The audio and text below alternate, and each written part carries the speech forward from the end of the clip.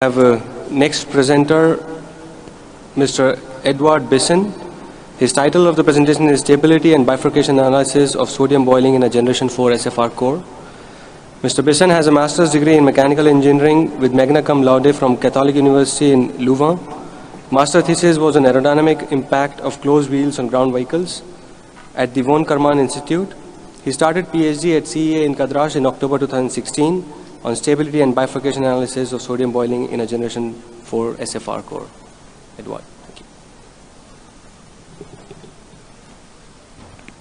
Thank you for the introduction. Thank you everybody to be here. I'll try to be as entertaining as possible. So as introduced, my PhD at the CEA is about the stability of sodium boiling in the 4th generation of sodium fast reactor. So quick content of my presentation. First, I would like to introduce the background that leads to this project and, of course, the goals that we are trying to pursue. To reach these goals, we need a methodology that we need to develop and apply. I will try also to show some of the exploratory results that we have to prove that the concept is actually working before, of course, summing up the outlines.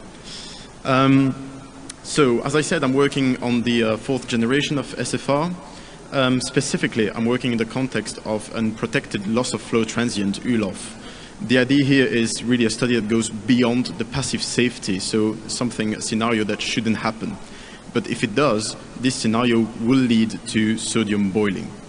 Of course, sodium boiling isn't something new. It's been extensively studied in the 1980s, in France, Japan, and Russia mainly. But since then, a few new features have been devised. Especially for the French project, the Lloyd-Voigt-Wirth concept, which has led to a change of core design and therefore of the physics phenomenology. Furthermore, the 4th generation we know has quite a high level of safety requirements. Therefore, we have identified a need for new studies on the boiling phenomenology in itself. This has been dealt at the R&D, of course, department of the CEA, working mainly on the code and the capitalizing on previous experimental programs. With what question in mind? Well, the key question here is, can we maintain the core cooling despite the loss of primary pumps? And what we want to do, the motivation there is, of course, that a better understanding of the boiling phenomenology and especially its stability will help to promote safety. And these new studies, new tools, new experiments that we hope to bring will help bringing some innovative approach and therefore innovative results. So I've talked about experiments from the 1980s. It's been here shown. So the boiling stability was done with what's called the Ledinek hydraulic criteria, which you can see on the bottom left. So the idea is for each pressure gradient in the core, you have a flow rate that's associated. When you lose the pump, these will, of course, decrease until you reach the point B here, where the boiling starts. That's where an instability occurs and the flow rate can suddenly dramatically decrease. This analysis is very much a steady-state analysis that's proven extremely successful for quasi-static tests, where no strong dynamic instability has been observed. Furthermore, it's proved the possibility of stabilized boiling. So these experiments have been used to validate the system codes that have been developed at the CEA. And these codes that we can see now on the bottom right prove themselves to be able to discriminate between stabilized and unstabilized boiling. And furthermore, they have shown the criteria showing that we reach stabilized boiling when the power is below 40% of the nominal power. So these results, of course, have then been used to the new geometry, the CFV geometry. But what's the big change there? As you can see on the top right, so you have a fuel bundle, just as before, with a very small hydraulic diameter, but on top of which you have a large hydraulic diameter, sodium plenum. So this change of geometry means that we have a change of phenomenology, and especially the appearance of some very dynamic instability. Because it's not quasi-static anymore, we can't use the Ledinek criteria anymore. It's not sufficient. So we need to go back to the theoretical aspects to try and understand the phenomenology. Furthermore, these codes have shown that the boiling in this new geometry starts at a higher power. So therefore, we still need to prove that we can reach stabilized boiling. I've talked about new phenomenology. What does that mean briefly? It's what we call the chugging. The chugging is basically, imagine the vapor bubble acts like a spring. So the heat will make the bubble expand, but then at some point the pressure from the liquid on both sides will be too high and crush it. And then you'll see the start of oscillations. As you can see here in the middle, you have the void fraction, quite large oscillations. So what's the challenge that's awaiting us here? It's to define the boundary between stable and unstable boiling, especially as we can see that it can drift from one scenario to the other, and it's very difficult because there are a lot of non-linearities on these instabilities, so the analysis is a challenge. Fortunately, this has been already dealt with for the boiling water reactor. Why? Because of course for them boiling is normal operation conditions. So they developed what's called a semi-analytical approach based on the dynamic system theory. That has allowed them to draw a stability boundary map that you can see here in the middle of the slide. So what do we see? We see first a boundary that's the Ledinek boundary, so the static criteria, where the wall friction is very important. That's what we had seen before. But we can also see the appearance of another boundary that's identified here in green as the density waves boundary that appears when the acceleration effect starts to be important. So the wall friction is not the only important phenomenology. And this can lead to quite hard oscillations, as we can see on the right of the slide. And these oscillations can be either stable, unstable, periodical. It's very difficult to analyze. And so we can see that we have a change of the nature of solution from static to oscillatory. And that's what's called a bifurcation. So we need to study this bifurcation quite extensively. So what are the goals for my thesis? Well, as we have established, so the CEA codes have been adapted for sodium boiling. They have been shown to work very well in low dynamic cases, but they still need to be strengthened for high dynamic. So what do we want to do? We want to bring an innovative approach that would be rigorous and supported by the dynamic system theory. And the aim with that approach is to strengthen our understanding of the phenomenology that will allow us to have more confidence in our results, and that will also be a support to the existing codes to help them in the qualification and validation tests. Now we need, of course, a methodology to be able to do this analysis. So first, we need a theory that would allow us to analyze the results and a better understanding of the physics. So for that, we need a theory that will allow us to do the stability analysis and the bifurcation theory. So we have settled for the system dynamics theory. We need a model, of course, to run the tests. And so for us, we have a 1D simplified model that is able to handle all type of cases, single phase, two phase, etc. We have decided to use a drift model. Why? Because it's a model that's been developed and used since the 70s in boiling. So it's very specific, it's very made for this sort of situations. And finally, we need a tool to analyze this model, of course. And so we know that we have some very nonlinear equations, so the unicity of the solution is not acquired. So we need a robust semi-analytical approach, and that is the ANM, the asymptotic numerical method, which we will explain later on. So I've mentioned the drift model. Let's try and understand a bit what the drift model is.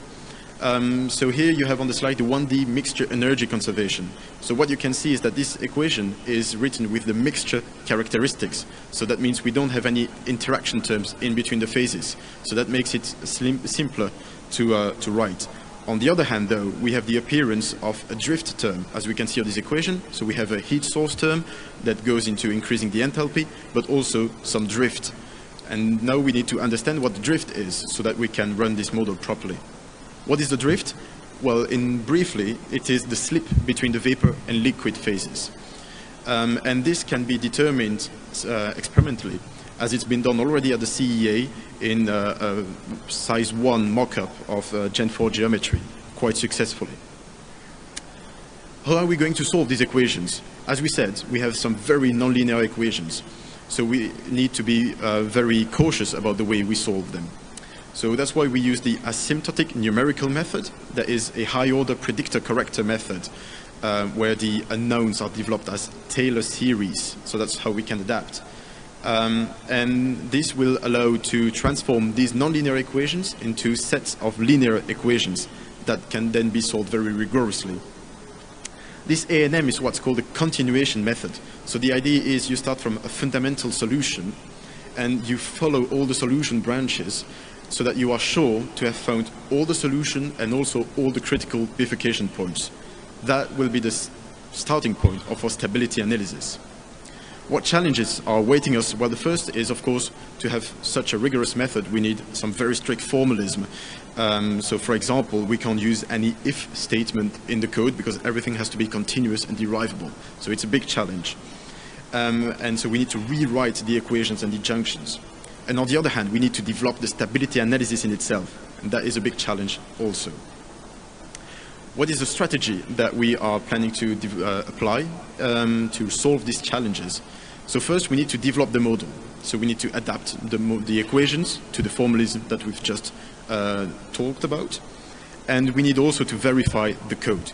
Then we need to validate it. So that's why we plan to use some fundamental boiling experiments that were done for the BWRs past typically in the 70s. And of course, we need then the big step is to adapt this to sodium so that we can analyze the instabilities. I've talked a lot about challenges that are awaiting us. What are they? Well, so the first challenge is the choice of the model, because that will define the simplified tool that we want to use, and especially its fidelity to the physical laws. That's done. On the other hand, we need a method to solve the equation very rigorously so that we know we have found all the solutions. That's in progress. I've talked about stability analysis that will allow us to draw a reference stability map.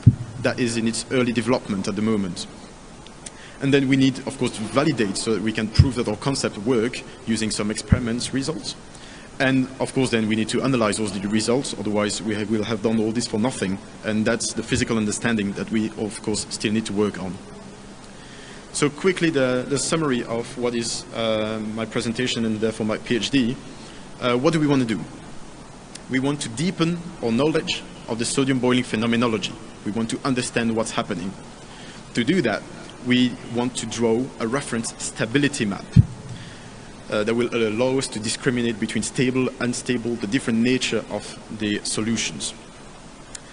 How are we going to draw this map? Well, we are planning to use an innovative semi-analytical solution approach that will be based on a solution tool, simplified tool, that will be hopefully supportive to the existing codes at the CEA. And this innovative approach, we hope, will bring some innovative results to the project as well. What are the perspectives, what are the tasks for the rest of the PhD? Well, we need to refine the model because, of course, at the moment we're working on simplified model. We need to adapt it to the sodium and so on. We need to develop the stability analysis because that's not been done before. So we need the theoretical understanding of this stability analysis. And then, of course, once we have the results, we need to be able to support the existing codes and the future experiments, especially in determining them, helping them to determine where to focus their validation effort. That's the whole point here of really this PhD, is this understanding will help the experiments and the codes and to know what areas are the most important to study. As I still have 2 minutes, I will just show the very first results of this methodology. So this is a very simplified case. On the top, we have the static analysis with the linear criteria, if you still remember. So if we make a very basic analysis using the eigenvalues, we can see that first we have a stable area that then turns into an unstable area where we have so the eigenvalue that change sign. Very basic analysis, but that shows that we have steady solution and we can discriminate where it's stable or unstable. These results have been gotten by our model and our asymptotic numerical method. So this is very much the methodology that we want to use. On the other hand, at the bottom, if we change the characteristics a bit, we still have at first negative real eigenvalues, so a stable, steady solution. But then we have the appearance of complex values. So that is what's called a Hopf unsteady bifurcation. So it means that we can find some periodic solution, and therefore we need a very strong and thorough stability analysis so that we can determine whether this periodic solution is stable or unstable. I would like, of course, to thank my supervisors and the collaboration, all the people at the CEA in Aix-Marseille University, on administrators and managers of the projects that make this PhD possible. Thank you for your attention. Spasiba za vнимание.